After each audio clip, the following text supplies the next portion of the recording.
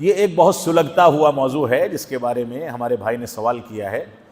کہ عالمات یعنی خواتین کے دروس مختلف مسجدوں میں رکھنا اور باقاعدہ اس کا اہتمام کرنا، اس کا کیا تصور ہے شریعت اسلامیہ میں؟ یہاں پر بنیادیں ہیں، ضوابط ہیں، آداب ہیں، طریقے ہیں اور شریعت کے احکامات ہیں۔ اگر خاتون اس بستی کی رہنے والی ہے، عالمہ ہے، اس کے پاس قدرت ہے، وہ دین کی معلومات دے سکتی ہے، تو ایسی صورت میں صرف خواتین کے لیے اس کو کہیں پر پروگرام منتخب کر کے بیٹھایا جا سکتا ہے، کوئی حرج کی بات نہیں۔ خواتین کا دائرہ دعوت جو ہے وہ خواتین کے ساتھ محدود ہے یا محرم مردوں تک وسیع ہے؟ اب مسئلہ یہ ہوتا ہے کہ اس بستی کی کوئی خاتون ہے اور اس کا پروگرام پڑوس کے گاؤں میں رکھنا ہے۔ اب کیا ہوتا ہے، 4-5 خواتین جمع ہوتی ہیں اور سب مل کر کے چلی جاتی ہیں۔ سفر کے آداب ہیں، احکامات ہیں، ایک خاتون کو یہاں سے وہاں جانا ہے تو شریعت نے اس کو کسی چیز کا پابند بنایا ہے۔ تو ایسی صورت میں اگر یہ چیز اختیار کی جا رہی ہے تو ایک خیر کی نیت کو مکمل کرنے کے لیے ایک شر کو اختیار کیا جا رہا ہے، اور اس بات کی گنجائش موجود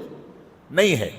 اب جو عورت ہے اس کا شوہر لے جا کر کے وہاں چھوڑے گا اور واپس لے کر کے آئے گا اور اس بیچ میں وہ دعوت و تبلیغ کا کام کرے گی، تو بنیادی طور سے ان آداب کا خیال کیا جائے تو ٹھیک ہے۔ دوسری بات یہ ہے کہ ان خواتین کے دروس کو ریکارڈ نہیں کیا جائے گا، اور اگر ریکارڈ کیا جائے گا تو اس ضمانت کے ساتھ کہ اس کو صرف خواتین سنیں گی یا اس کے محرم مرد سنیں گے،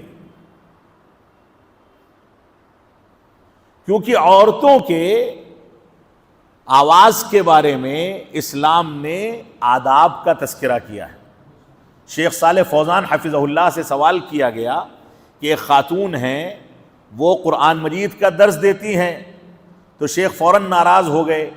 اور فرمایا کہ تمہارے لیے مرد کافی ہیں، خواتین کو اس میدان میں آنے کی ضرورت نہیں ہے۔ سوال کرنے والے نے پھر سے سوال کیا، فلا تخضعن بالقول، قرآن مجید میں جو کہا گیا ہے کہ اپنے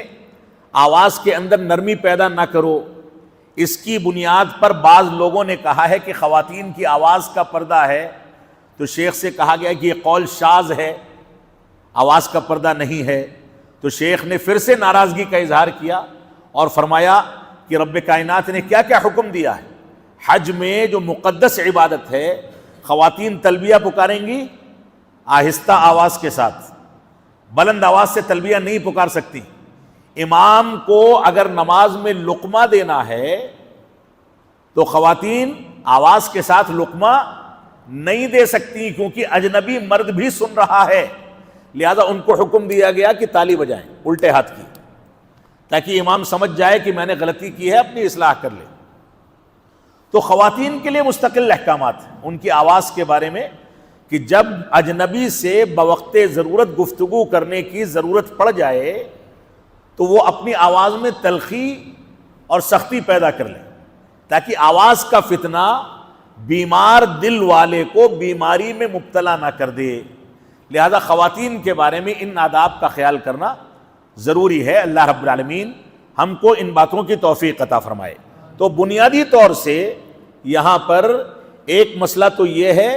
کہ دعوت و تبلیغ کے میدان کی ذمہ داری اصلاً مردوں پر ہے،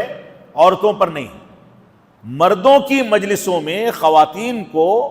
پردے کے ساتھ حاضر ہونے کا حق حاصل ہے، اس کا انتظام کیا جانا چاہیے۔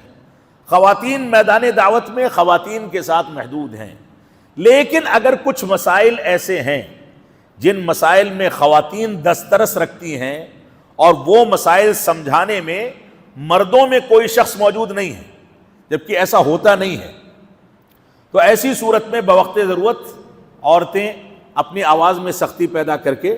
ان چیزوں کو لوگوں کے سامنے ذکر کر سکتی ہیں۔ صحابیات اسی قبیل سے صحابہ کرام کے سامنے درس دیا کرتی تھیں، مسائل بیان کیا کرتی تھی، وہ اسی قبیل سے تھا، لہذا اتنی گنجائش موجود ہے۔ اور صحابیات جو مسائل ذکر کرتی تھیں ان مسائل کے جانکار صحابہ اکرام میں کم موجود تھے یا موجود نہیں تھے، اس وجہ سے صحابیات کو ضرورت محسوس ہوئی کہ شریعت کی توضیح کے لیے وہ لوگوں کے سامنے مسائل بیان کریں، جبکہ آج کے دور میں مسئلہ ایسا نہیں ہے۔